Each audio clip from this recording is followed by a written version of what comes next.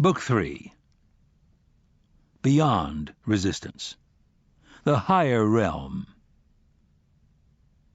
The first duty is to sacrifice to the gods and pray them to grant you the thoughts, words, and deeds likely to render your command most pleasing to the gods, and to bring yourself, your friends, and your city the fullest measure of affection and glory and advantage. Xenophon, the Cavalry Commander. Angels in the Abstract. The next few chapters are going to be about those invisible psychic forces that support and sustain us in our journey toward ourselves. I plan on using terms like muses and angels. Does that make you uncomfortable? If it does, you have my permission to think of angels in the abstract. Consider these forces as being impersonal as gravity. Maybe they are. It's not hard to believe, is it, that a force exists in every grain and seed to make it grow? Or that in every kitten or colt is an instinct that impels it to run and play and learn?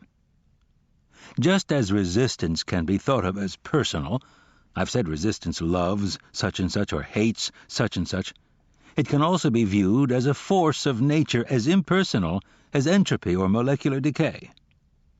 Similarly, the call to growth can be conceptualized as personal, a daimon or genius, an angel or a muse, or as impersonal, like the tides or the transiting of Venus. Either way works, as long as we're comfortable with it. Or, if extra-dimensionality doesn't sit well with you in any form, think of it as talent, programmed into our genes by evolution. The point, for the thesis I'm seeking to put forward, is that there are forces we can call our allies. As resistance works to keep us from becoming who we were born to be, equal and opposite powers are counterpoised against it. These are our allies and angels. Approaching the mystery. Why have I stressed professionalism so heavily in the preceding chapters? Because the most important thing about art is to work. Nothing else matters except sitting down every day and trying. Why is this so important? Because when we sit down day after day and keep grinding, something mysterious starts to happen. A process is set into motion by which, inevitably and infallibly, heaven comes to our aid. Unseen forces enlist in our cause. Serendipity reinforces our purpose. This is the other secret that real artists know and wannabe writers don't. When we sit down each day and do our work, power concentrates around us. The muse takes note of our dedication. She approves. We have earned favor in her sight. When we sit down and work, we become like a magnetized rod that attracts iron filings. Ideas come, insights accrete. Just as resistance has its seat in hell, so creation has its home in heaven. And it's not just a witness, but an eager and active ally. What I call professionalism, someone else might call the artist's code or the warrior's way. It's an attitude of egolessness and service. The knights of the Round Table were chaste and self-effacing, yet they dueled dragons. We're facing dragons, too. Fire-breathing griffins of the soul, whom we must outfight and outwit to reach the treasure of our self in potential, and to release the maiden who is God's plan and destiny for ourselves, and the answer to why we were put on this planet. Invoking the muse. The quote from Xenophon that opens this section comes from a pamphlet called The Cavalry Commander, in which the celebrated warrior and historian proffers instruction to those young gentlemen who aspire to be officers of the Athenian Equestrian Corps. He declares that the commander's first duty, before he mucks out a stable or seeks funding from the Defense Review Board, is to sacrifice to the gods and invoke their aid. I do the same thing. The last thing I do before I sit down to work is say my prayer to the muse. I say it out loud in absolute earnest. Only then do I get down to business. In my late 20s, I rented a little house in Northern California. I had gone there to finish a novel or kill myself trying. By that time, I had blown up a marriage to a girl I loved with all my heart, screwed up 2 careers, blah, blah, etc., all because, though I had no understanding of this at the time, I could not handle resistance. I had one novel 9/10 of the way through and another at 99/100 before I threw them in the trash. I couldn't finish them. I didn't have the guts. In yielding thusly to resistance, I fell prey to every vice, evil, distraction, you name it, mentioned heretofore, all leading nowhere, and finally washed up in this sleepy California town with my Chevy van, my cat Mo, and my antique Smith Corona. A guy named Paul Rink lived down the street. Look him up. He's in Henry Miller's Big Sur and the Oranges of Hieronymus Bosch. Paul was a writer. He lived in his camper, Moby Dick. I started each day over coffee with Paul. He turned me on to all kinds of authors I had never heard of, lectured me on self-discipline, dedication, the evils of the marketplace. But best of all, he shared with me his prayer, the invocation of the Muse from Homer's Odyssey, the T.E. Lawrence translation. Paul typed it out for me on his even more ancient than mine manual Remington. I still have it. It's yellow and parched as dust. The merest puff would blow it to powder. In my little house, I had no TV. I never read a newspaper or went to a movie. I just worked. One afternoon, I was banging away in the little bedroom I had converted to an office when I heard my neighbor's radio playing outside. Someone in a loud voice was declaiming, "To preserve, protect, and defend the Constitution of the United States." I came out. "What's going on? Didn't you hear? Nixon's out. They got a new guy in there." I had missed Watergate completely. I was determined to keep working. I had failed so many times, and caused myself and people I loved so much pain thereby, that I felt if I crapped out this time, I would have to hang myself. I didn't know what resistance was then. No one had schooled me in the concept. I felt it, though, big time. I experienced it as a compulsion to self-destruct. I could not finish what I started. The closer I got, the more different ways I'd find to screw it up. I worked for 26 months straight, taking only 2 out for a stint of migrant labor in Washington State, and finally, one day, I got to the last page and typed out, "The End." I never did find a buyer for the book, or the next one either. It was 10 years before I got the first check for something I had written, and 10 more before a novel, The Legend of Bagger Vance, was actually published. But that moment when I first hit the keys to spell out "The End" was epical. I remember rolling the last page out and adding it to the stack that was the finished manuscript. Nobody knew I was done, nobody cared, but I knew. I felt like a dragon I'd been fighting all my life, had just dropped dead at my feet and gasped out its last sulfuric breath. Rest in peace, motherfucker. Next morning, I went over to Paul's for coffee and told him I had finished. "Good for you," he said, without looking up. "Start the next one today." Invoking the Muse, Part 2. Before I met Paul, I had never heard of the Muses. He enlightened me. The Muses were 9 sisters, daughters of Zeus and Mnemosyne, which means memory. Their names are Clio, Erato, Thalia, Terpsichore, Calliope, Polyhymnia, Euterpe, Melpomene, and Urania. Their job is to inspire artists. Each muse is responsible for a different art. There's a neighborhood in New Orleans where the streets are named after the Muses. I lived there once and had no idea. I thought they were just weird names. Here's Socrates, in Plato's Phaedrus, on the noble effect of heaven-sent madness. The third type of possession and madness is possession by the Muses. When this seizes upon a gentle and virgin soul, it rouses it to inspired expression in lyric and other sorts of poetry, and glorifies countless deeds of the heroes of old for the instruction of posterity. But if a man comes to the door of poetry untouched by the madness of the Muses, believing that technique alone will make him a good poet. He and his sane compositions never reach perfection, but are utterly eclipsed by the performances of the inspired madman. The Greek way of apprehending the mystery was to personify it. The ancients sensed powerful primordial forces in the world. To make them approachable, they gave them human faces. They called them Zeus, Apollo, Aphrodite. American Indians felt the same mystery but rendered it in animistic forms: bear teacher, hawk messenger, coyote trickster. Our ancestors were keenly cognizant of forces and energies whose seat was not in this material sphere but in a loftier, more mysterious one. What did they believe about this higher reality?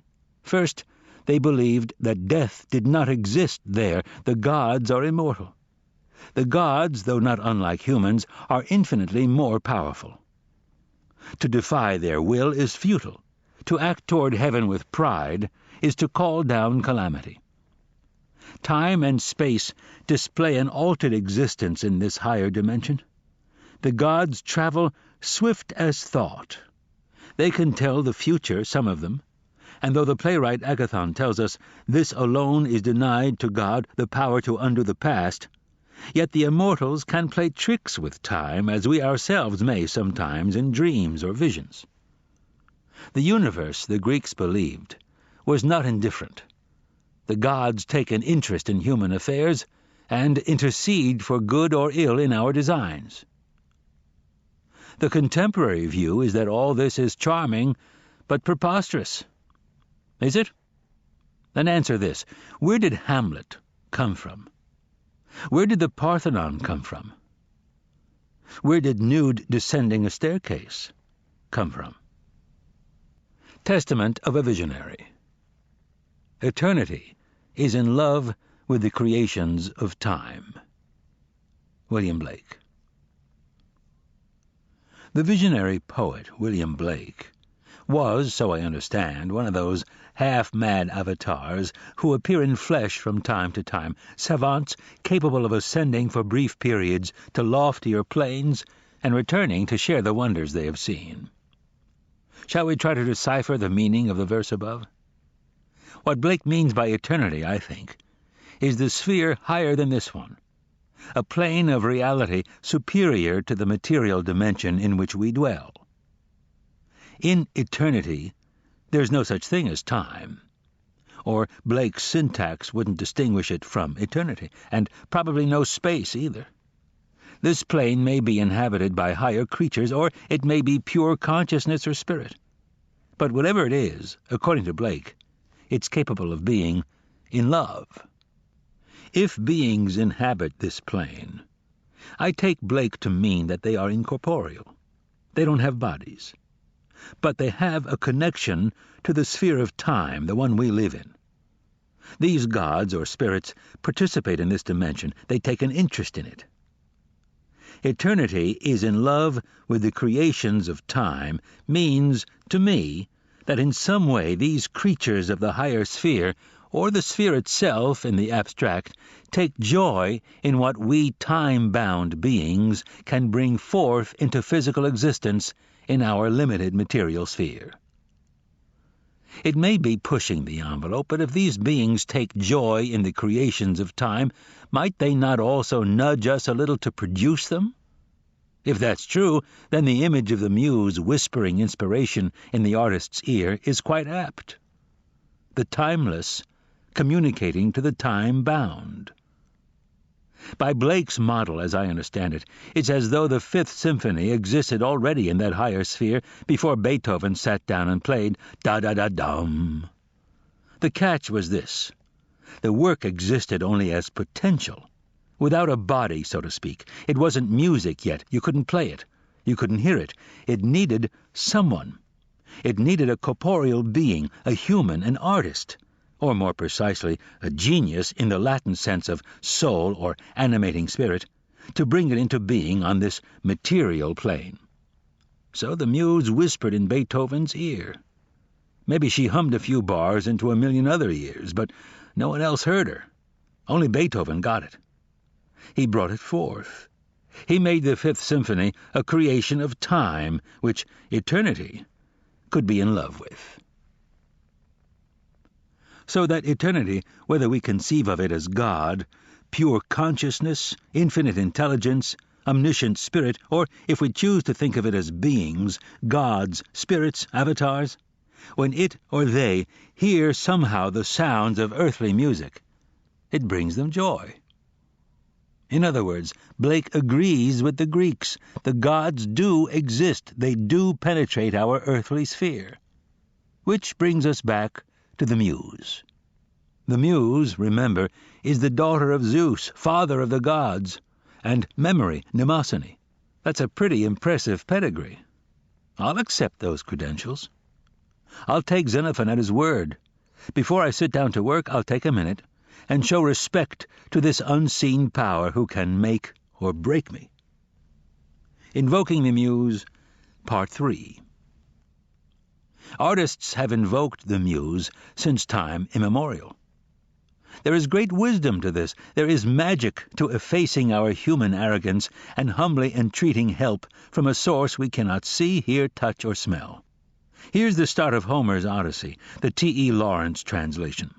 O divine poesy, goddess, daughter of Zeus, sustain for me this song of the various-minded man who, after he had plundered the innermost citadel of hallowed Troy, was made to stray grievously about the coasts of men, the sport of their customs, good and bad, while his heart, through all the seafaring, ached with an agony to redeem himself and bring his company safe home. Vain hope for them. The fools, their own witlessness cast them aside. To destroy for meat the oxen of the most exalted sun, wherefore the sun-god blotted out the day of their return. Make this tale live for us in all its many bearings, O Muse. This passage will reward closer study. First, divine poesy. When we invoke the Muse, we are calling on a force not just from a different plane of reality, but from a holier plane. Goddess, daughter of Zeus. Not only are we invoking divine intercession, but intercession on the highest level, just one remove from the top. Sustain for me. Homer doesn't ask for brilliance or success. He just wants to keep this thing going.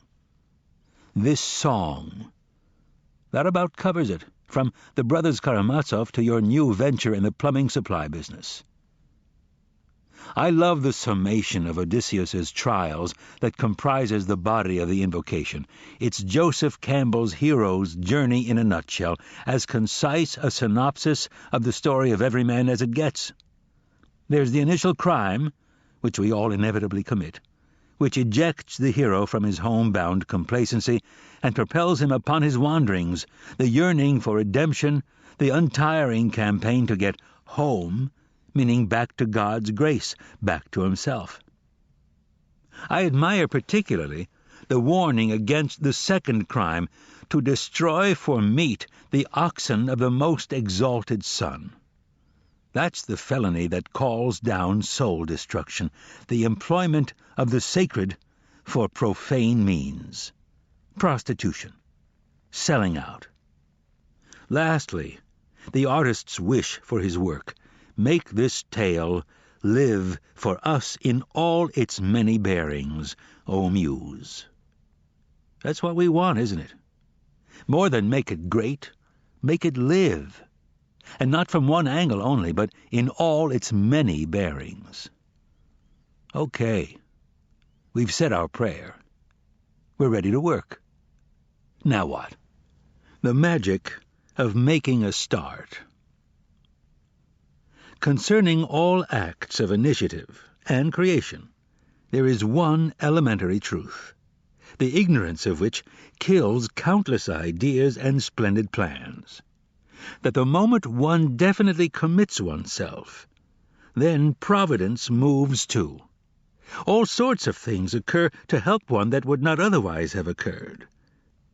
A whole stream of events issues from the decision, raising in one's favor all manner of unforeseen incidents and meetings and material assistance which no man would have dreamed would come his way. I have learned a deep respect for one of Goethe's couplets. Whatever you can do, or dream you can, begin it. Boldness has genius, magic, and power in it. Begin it now. W. H. Murray, The Scottish Himalayan Expedition. Did you ever see Wings of Desire, Wim Wenders' film about angels among us? City of Angels with Meg Ryan and Nicolas Cage was the American version. I believe it. I believe there are angels. They're here, but we can't see them. Angels work for God. It's their job to help us, wake us up, bump us along. Angels are agents of evolution. The Kabbalah describes angels as bundles of light, meaning intelligence, consciousness. Kabbalists believe that above every blade of grass is an angel crying, "Grow, grow." I'll go further. I believe that above the entire human race is one super angel crying, "Evolve, evolve." Angels are like muses. They know stuff we don't. They want to help us. They're on the other side of a pane of glass, shouting to get our attention, but we can't hear them. We're too distracted by our own nonsense. But when we begin, when we make a start, when we conceive an enterprise and commit to it in the face of our fears, something wonderful happens. A crack appears in the membrane, like the first craze when a chick pecks at the inside of its shell. Angel midwives congregate around us. They assist as we give birth to ourselves, to that person we were born to be, to the one whose destiny was encoded in our soul, our daimon, our genius. When we make a beginning, we get out of our own way and allow the angels to come in and do their job. They can speak to us now, and it makes them happy. It makes God happy. Eternity, as Blake might have told us, has opened a portal into time. And we're it. The magic of keeping going. When I finish a day's work, I head up into the hills for a hike. I take a pocket tape recorder because I know that as my surface mind empties with the walk, another part of me will chime in and start talking. The word Lear on page 342, it should be ogle. You repeated yourself in chapter 21. The last sentence is just like that one in the middle of chapter 7.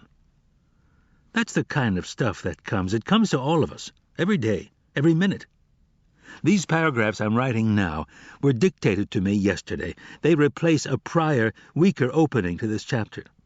I'm unspooling the new, improved version now, right off the recorder. This process of self-revision and self-correction is so common we don't even notice, but it's a miracle. And its implications are staggering. Who's doing this revising anyway? What force is yanking at our sleeves? What does it tell us about the architecture of our psyches, that without our exerting effort or even thinking about it, some voice in our head pipes up to counsel us, and counsel us wisely, on how to do our work and live our lives? Whose voice is it? What software is grinding away, scanning gigabytes, while we, our mainstream selves, are otherwise occupied? Are these angels? Are they muses?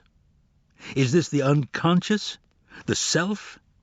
Whatever it is, it's smarter than we are, a lot smarter. It doesn't need us to tell it what to do. It goes to work all by itself. It seems to want to work. It seems to enjoy it. What exactly is it doing? It's organizing. The principle of organization is built into nature. Chaos itself is self-organizing. Out of primordial disorder, stars find their orbits. Rivers make their way to the sea. When we, like God, set out to create a universe, a book, an opera, a new business venture, the same principle kicks in. Our screenplay resolves itself into a 3-act structure. Our symphony takes shape into movements. Our plumbing supply venture discovers its optimum chain of command. How do we experience this? by having ideas. Insights pop into our heads while we're shaving or taking a shower, or even, amazingly, while we're actually working. The elves behind this are smart. If we forget something, they remind us. If we veer off course, they trim the tabs and steer us back. What can we conclude from this? Clearly, some intelligence is at work, independent of our conscious mind and yet in alliance with it, processing our material for us and alongside us. This is why artists are modest. They know they're not doing the work, they're just taking dictation. It's also why non-creative people hate creative people, because they're jealous. They sense that artists and writers are tapped into some grid of energy and inspiration that they themselves cannot connect with. Of course, this is nonsense. We're all creative. We all have the same psyche. The same everyday miracles are happening in all our heads, day by day, minute by minute. Largo. In my 20s, I drove tractor-trailers for a company called Burton Lines in Durham, North Carolina. I wasn't very good at it. My self-destruction demons had me. Only blind luck kept me from killing myself and any other poor suckers who happened to be on the highway at the same time. It was a tough period. I was broke, estranged from my wife and my family. One night I had this dream. I was part of the crew of an aircraft carrier, only the ship was stuck on dry land. It was still launching its jets and doing its thing, but it was marooned half a mile from the ocean. The sailors all knew how screwed up the situation was. They felt it as a keen and constant distress. The only bright spot was there was a Marine gunnery sergeant on board nicknamed Largo. In the dream it seemed like the coolest name anyone could possibly have, Largo. I loved it. Largo was one of those hardcore senior non-coms like the Burt Lancaster character Warden in From Here to Eternity. The one guy in the ship who knows exactly what's going on, the tough old Sarge, who makes all the decisions and actually runs the show. But where was Largo? I was standing miserably by the rail when the captain came over and started talking to me. Even he was lost. It was his ship, but he didn't know how to get it off dry land. I was nervous, finding myself in conversation with the brass and couldn't think of a thing to say. The skipper didn't seem to notice. He just turned to me casually and said, "What the hell are we going to do, Largo?" I woke up electrified. I was Largo. I was the salty old gunny. The power to take charge was in my hands. All I had to do was believe it. Where did this dream come from? Plainly, its intent was benevolent. What was its source? And what does it say about the workings of the universe that such things happen at all? Again, we've all had dreams like that. Again, they're common as dirt. So is the sunrise. That doesn't make it any less a miracle. Before I got to North Carolina, I worked in the oil fields around Buras, Louisiana. I lived in a bunkhouse with a bunch of other transient geeks. One guy had picked up a paperback about meditation in a bookstore in New Orleans. He was teaching me how to do it. I used to go out to this dock after work and see if I could get into it. One night, this came. I was sitting cross-legged when an eagle came and landed on my shoulders. The eagle merged with me and took off flying so that my head became its head and my arms its wings. It felt completely authentic. I could feel the air under my wings, as solid as water feels when you row in it with an oar. It was substantial. You could push off against it.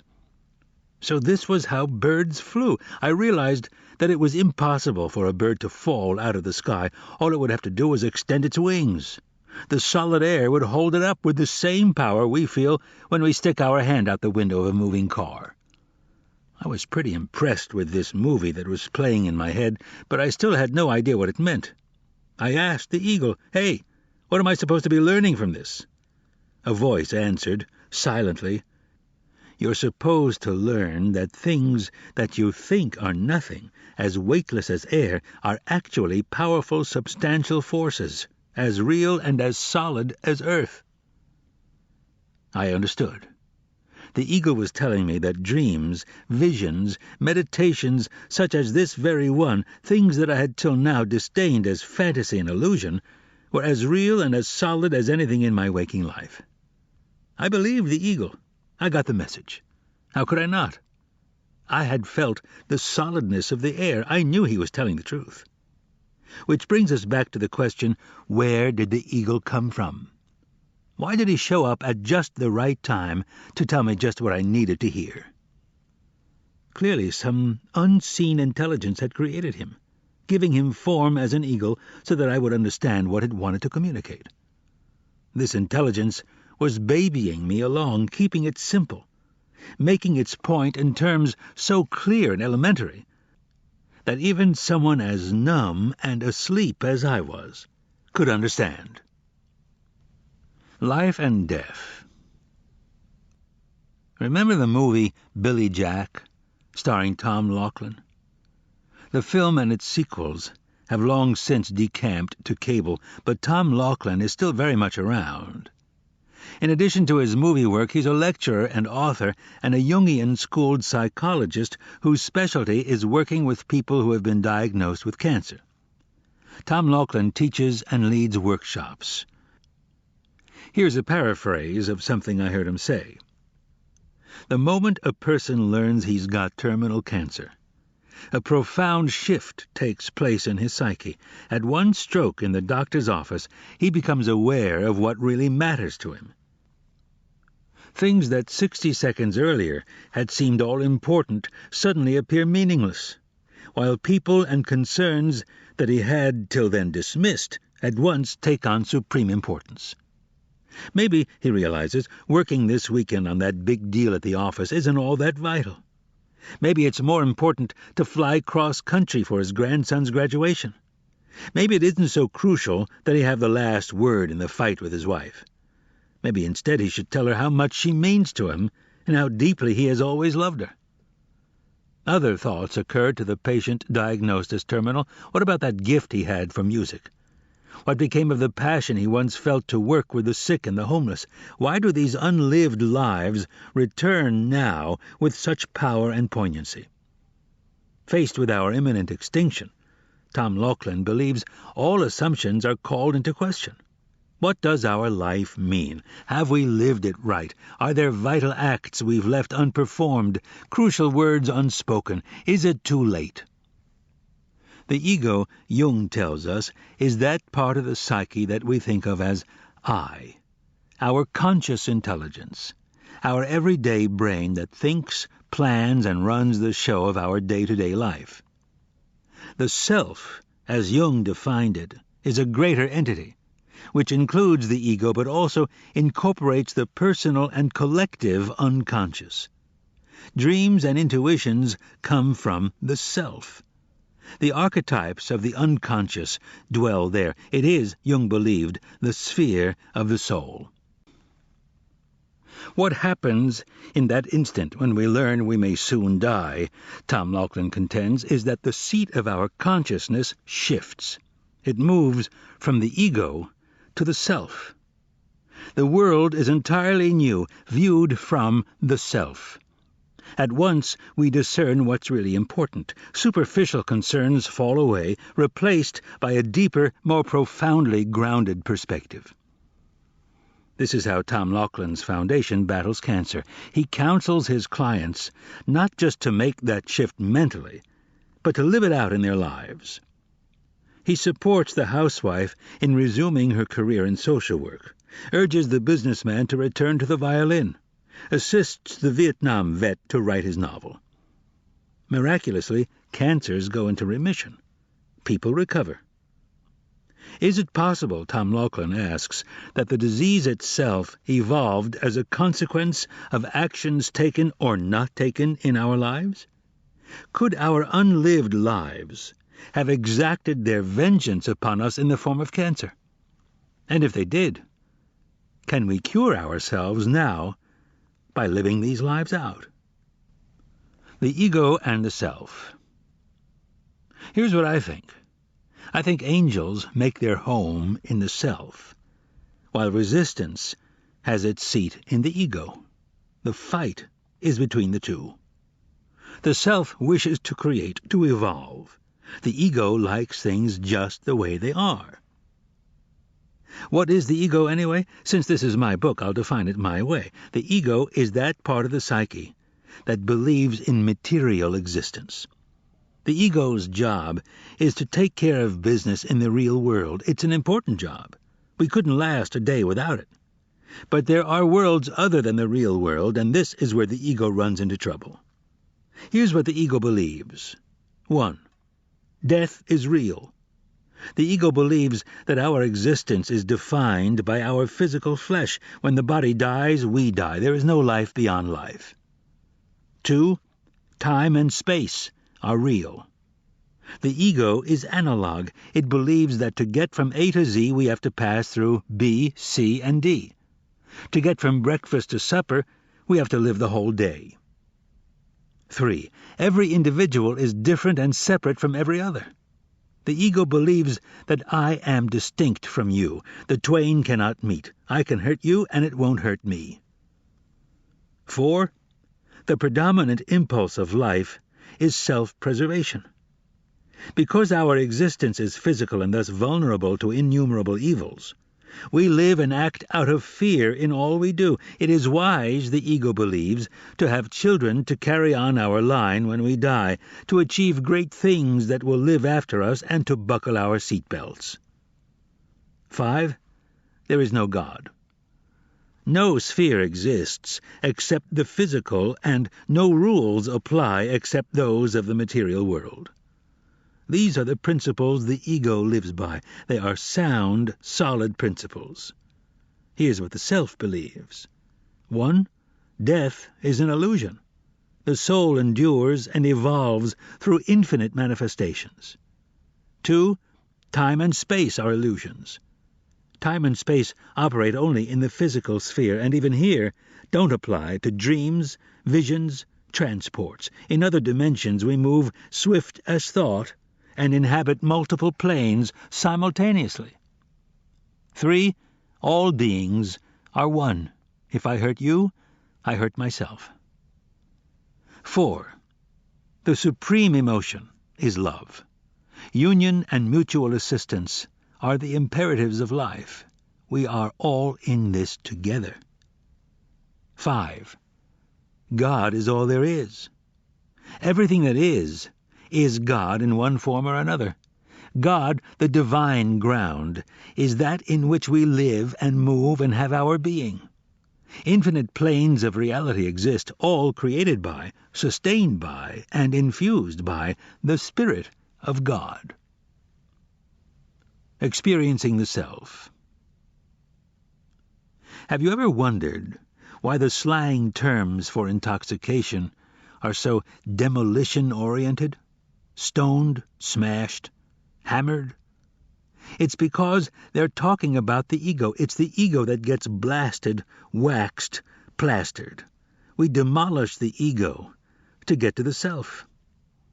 The margins of the self touch upon the divine ground, meaning the mystery, the void, the source of infinite wisdom and consciousness. Dreams come from the self. Ideas come from the self. When we meditate, we access the self. When we fast, when we pray, when we go on a vision quest, it's the self we're seeking. When the dervish whirls, when the yogi chants, when the sadhu mutilates his flesh, when penitents crawl 100 miles on their knees, when Native Americans pierce themselves in the sun dance, when suburban kids take ecstasy and dance all night at a rave, they're seeking the self. When we deliberately alter our consciousness in any way, we're trying to find the self. When the alcoholic collapses in the gutter, that voice that tells him, "I'll save you," comes from the self. The self is our deepest being. The self is united to God. The self is incapable of falsehood. The self, like the divine ground that permeates it, is ever growing and ever evolving. The self speaks for the future. That's why the ego hates it. The ego hates the self Because when we seat our consciousness in the self, we put the ego out of business. The ego doesn't want us to evolve. The ego runs the show right now. It likes things just the way they are. The instinct that pulls us toward art is the impulse to evolve, to learn, to heighten and elevate our consciousness. The ego hates this, because the more awake we become, the less we need the ego. The ego hates it when the awakening writer sits down at the typewriter. The ego hates it when the aspiring painter steps up before the easel. The ego hates it because it knows that these souls are awakening to a call, and that call comes from a plane nobler than the material one and from a source deeper and more powerful than the physical. The ego hates the prophet and the visionary because they propel the race upward. The ego hated Socrates and Jesus, Luther and Galileo, Lincoln and JFK and Martin Luther King. The ego hates artists because they are the pathfinders and bearers of the future, because each one dares, in James Joyce's phrase, to forge in the smithy of my soul the uncreated conscience of my race. Such evolution is life-threatening to the ego. It reacts accordingly. It summons its cunning, marshals its troops.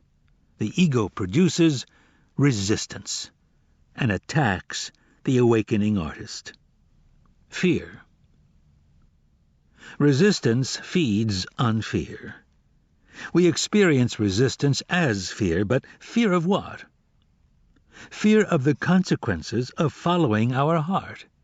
Fear of bankruptcy, fear of poverty, fear of insolvency, fear of groveling when we try to make it on our own, and of groveling when we give up and come crawling back to where we started.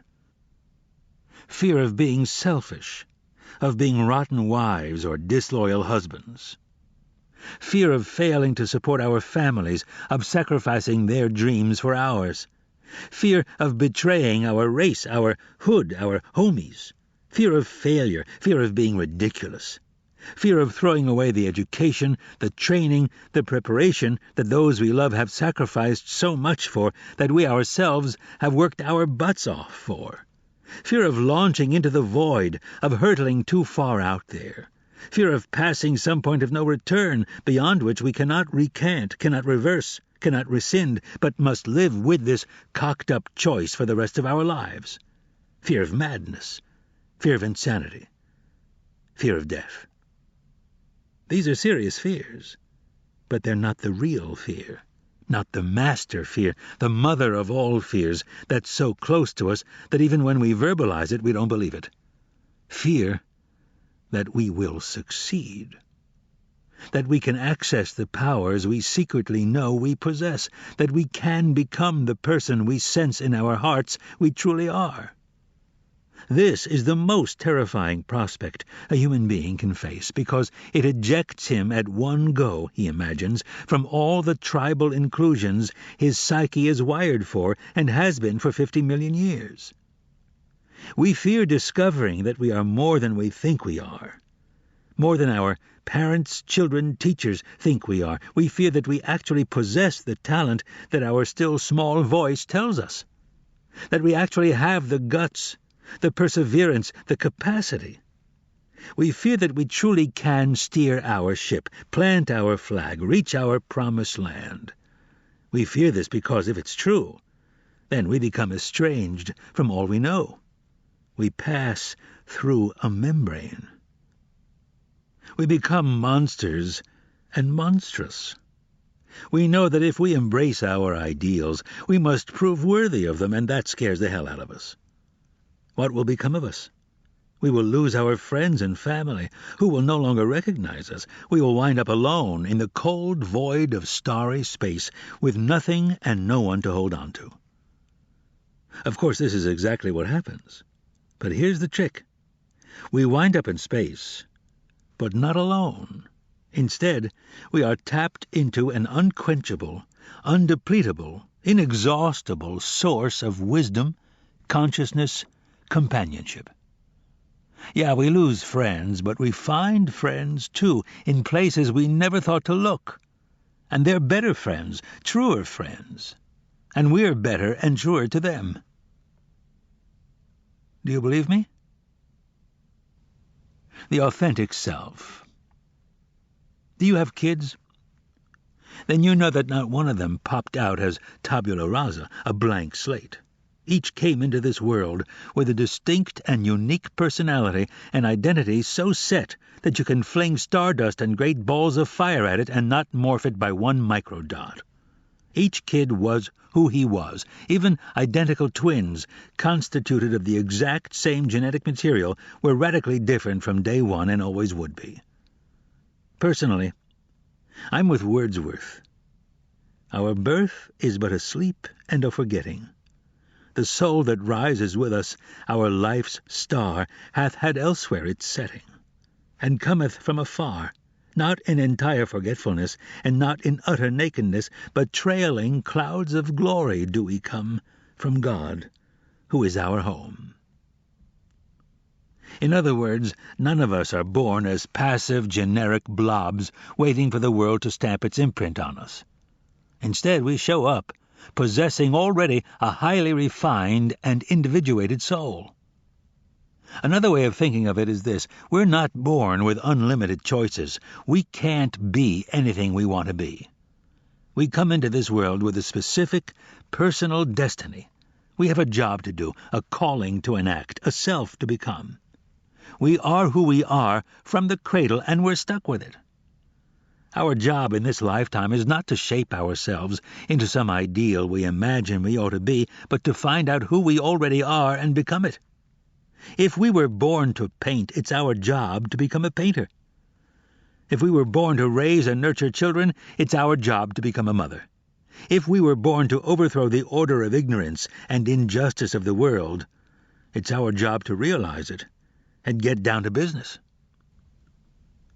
Territory versus hierarchy. In the animal kingdom, individuals define themselves in one of two ways: by their rank within a hierarchy, a hen in a pecking order, a wolf in a pack, or by their connection to a territory, a home base, a hunting ground, a turf. This is how individuals, humans as well as animals, achieve psychological security. They know where they stand. The world makes sense. Of the two orientations, the hierarchical seems to be the default setting. It's the one that kicks in automatically when we're kids. We run naturally in packs and cliques. Without thinking about it, we know who's the top dog and who's the underdog. And we know our own place. We define ourselves, instinctively it seems, by our position within the schoolyard, the gang, the club. It's only later in life, usually after a stern education in the University of Hard Knocks, that we begin to explore the territorial alternative. For some of us, this saves our lives. The hierarchical orientation. Most of us define ourselves hierarchically and don't even know it. It's hard not to. School, advertising, the entire materialist culture drills us from birth to define ourselves by others' opinions. Drink this beer, get this job, look this way, and everyone will love you. What is a hierarchy anyway? Hollywood is a hierarchy, so are Washington, Wall Street, and the Daughters of the American Revolution. High school is the ultimate hierarchy, and it works. In a pond that small, the hierarchical orientation succeeds. The cheerleader knows where she fits, as does the dweeb in the chess club. Each has found a niche. The system works. There's a problem with the hierarchical orientation, though. When the numbers get too big, the thing breaks down. A pecking order can hold only so many chickens. In Massapequa High, you can find your place. Move to Manhattan, and the trick no longer works. New York City is too big to function as a hierarchy. So is IBM. So is Michigan State. The individual in multitudes this vast feels overwhelmed, anonymous. He is submerged in the mass. He's lost. We humans seem to have been wired by our evolutionary past to function most comfortably in a tribe of 20 to, say, 800. We can push it maybe to a few thousand, even to 5 figures, but at some point it maxes out. Our brains can't file that many faces. We thrash around, flashing our badges of status. Hey, how do you like my Lincoln Navigator? And wondering why nobody gives a shit. We have entered mass society. The hierarchy is too big. It doesn't work anymore. The artist and the hierarchy. For the artist to define himself hierarchically is fatal. Let's examine why. First, let's look at what happens in a hierarchical orientation. An individual who defines himself by his place in a pecking order will, 1. Compete against all others in the order, seeking to elevate his station by advancing against those above him while defending his place against those beneath. 2.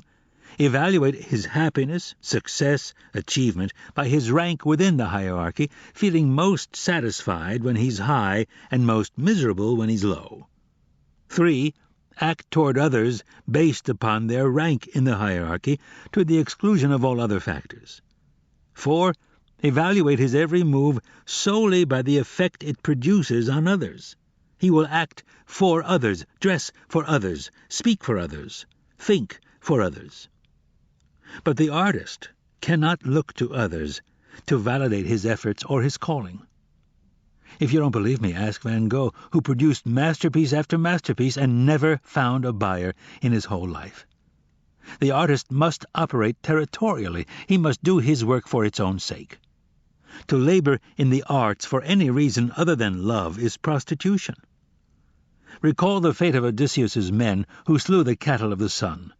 Their own witlessness cast them away, the fools, to destroy for meat the oxen of the most exalted sun, wherefore the sun-god blotted out the day of their return. In the hierarchy, the artist faces outward.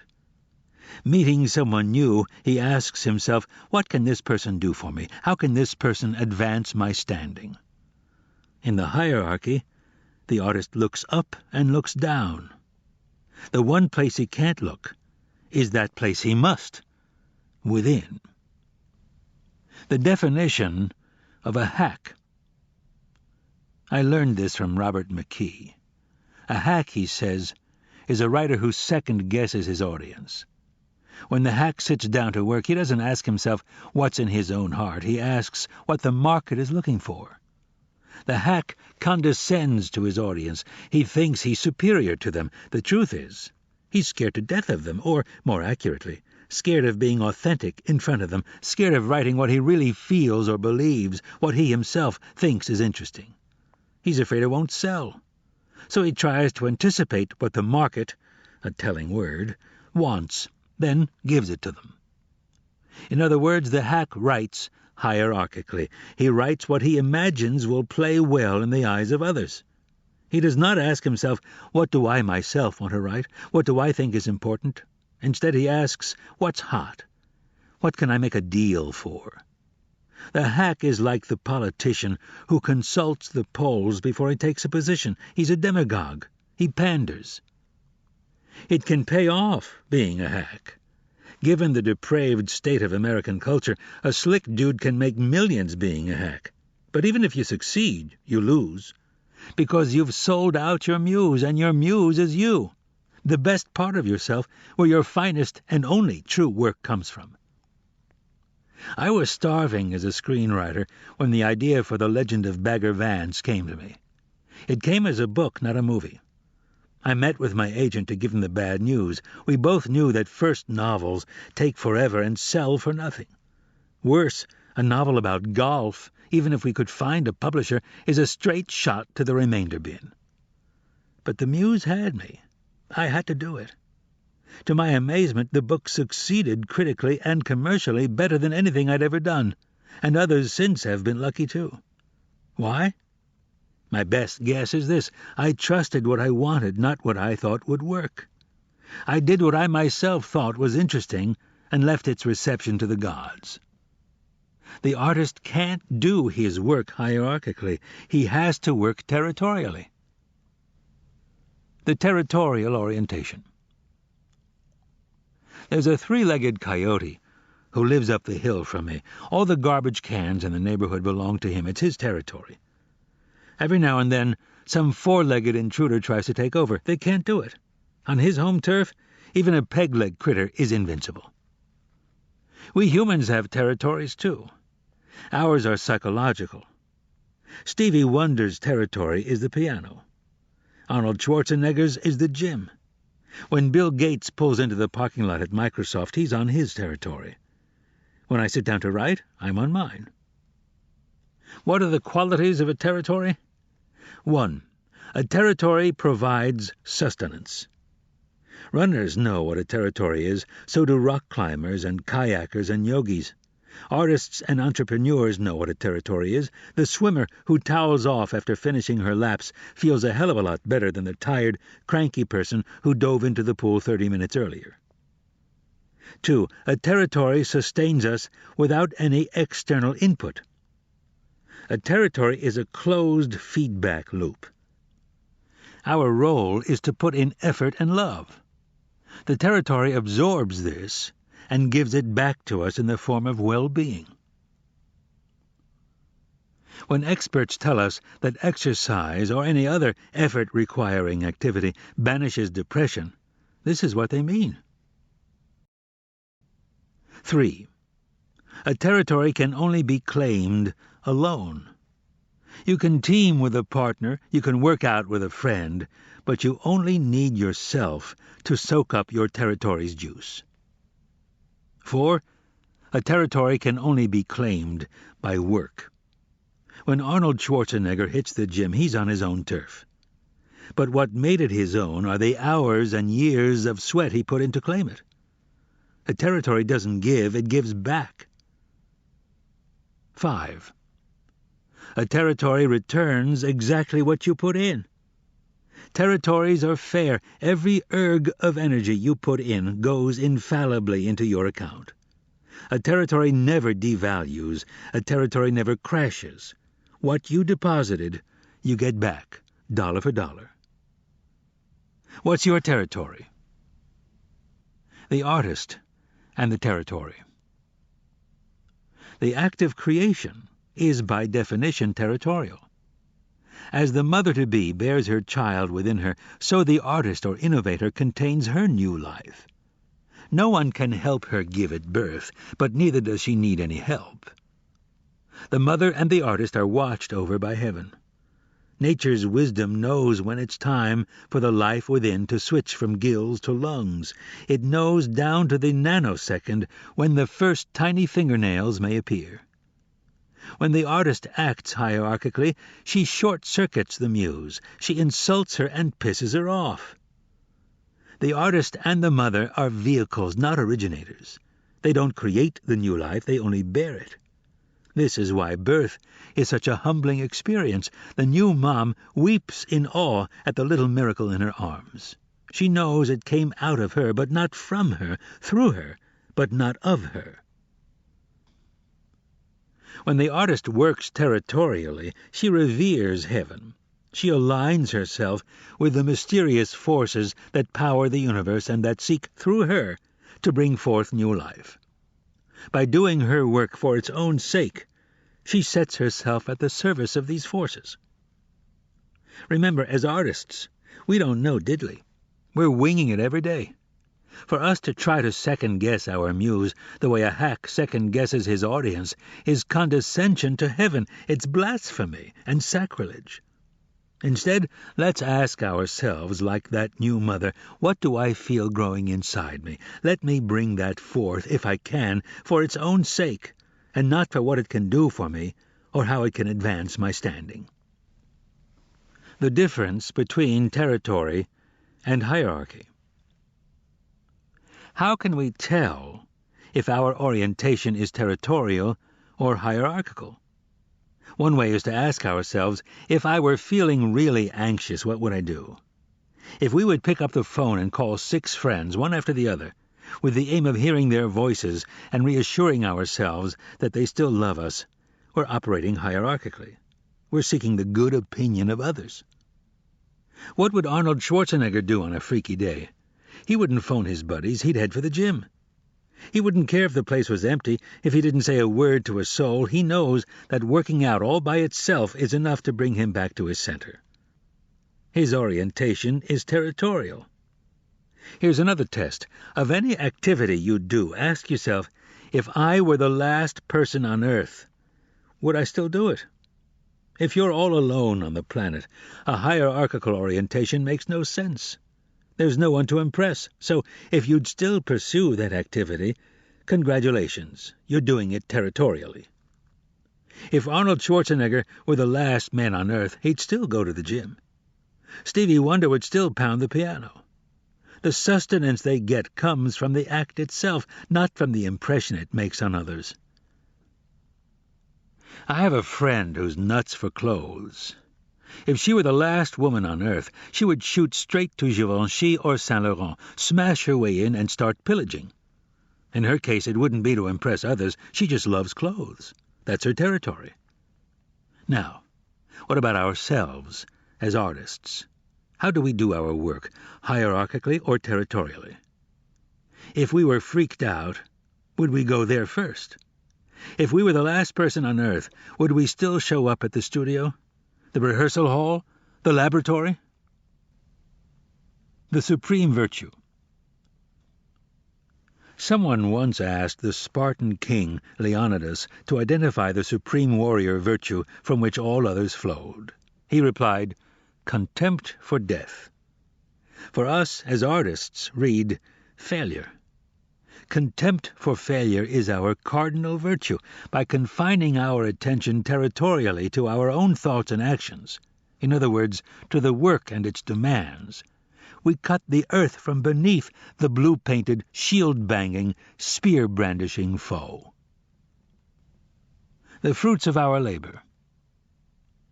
When Krishna instructed Arjuna that we have a right to our labor, but not to the fruits of our labor, he was counseling the warrior to act territorially, not hierarchically. We must do our work for its own sake, not for fortune or attention or applause. Then there's the third way proffered by the Lord of Discipline, which is beyond both hierarchy and territory.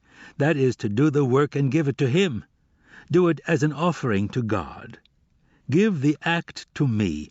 Purged of hope and ego, fix your attention on the soul. Act and do for me. The work comes from heaven anyway. Why not give it back? To labor in this way, the Bhagavad Gita tells us, is a form of meditation and a supreme species of spiritual devotion. It also, I believe, conforms most closely to higher reality. In fact, we are servants of the mystery. We were put here on earth to act as agents of the infinite, to bring into existence that which is not yet, but which will be, through us. Every breath we take, every heartbeat, every evolution of every cell comes from God and is sustained by God every second, just as every creation, invention, every bar of music or line of verse, every thought, vision, fantasy, every dumbass flop and stroke of genius comes from that infinite intelligence that created us and the universe in all its dimensions out of the void, the field of infinite potential, primal chaos, the muse. To acknowledge that reality, to efface all ego, to let the work come through us and give it back freely to its source, that, in my opinion, is as true to reality as it gets. Portrait of the artist. In the end, we arrive at a kind of model of the artist's world, and that model is that there exist other, higher planes of reality about which we can prove nothing, but from which arise our lives, our work, and our art.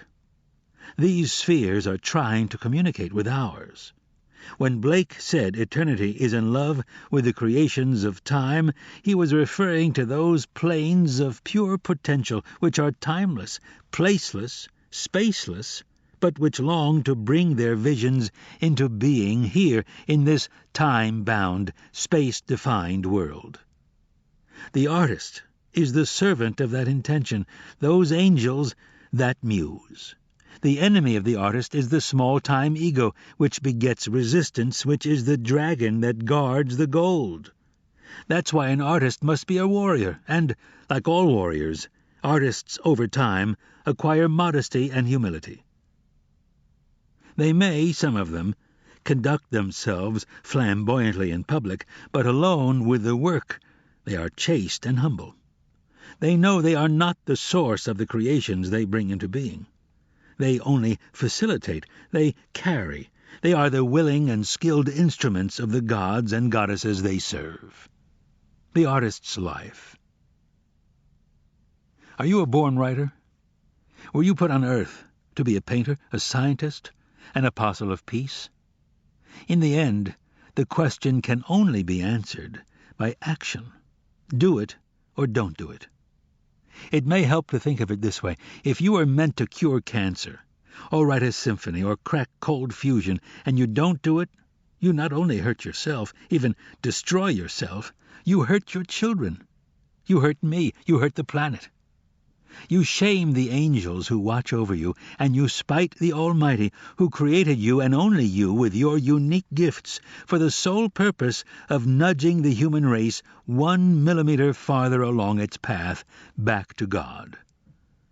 Creative work is not a selfish act or a bid for attention on the part of the actor. It's a gift to the world and every being in it. Don't cheat us of your contribution. Give us what you've got. The End. You've been listening to The War of Art, Winning the Inner Creative Battle by Stephen Pressfield, narrated by George Guidell. If you've enjoyed this book and this performance, Recorded Books recommends the novel Gates of Fire, also by Stephen Pressfield and narrated by George Guidell, and Telling Lies for Fun and Profit, a manual for fiction writers, both written and narrated by Lawrence Block. You'll find a wide selection of titles in the Recorded Books catalog, including bestsellers, mysteries, classics, histories, and more. So to order another recorded book, or for a copy of our latest listing, please call us using the toll-free number found on the back of the book. You can order by phone with any major credit card, or by writing to us, or by faxing us. Don't forget to ask about easy 30-day rentals by mail. On our website, you can browse the catalog, hear about the latest releases, place orders, or tune into narrator profiles and author interviews. So visit us there at www.recordedbooks.com. And thank you for being a Recorded Books reader.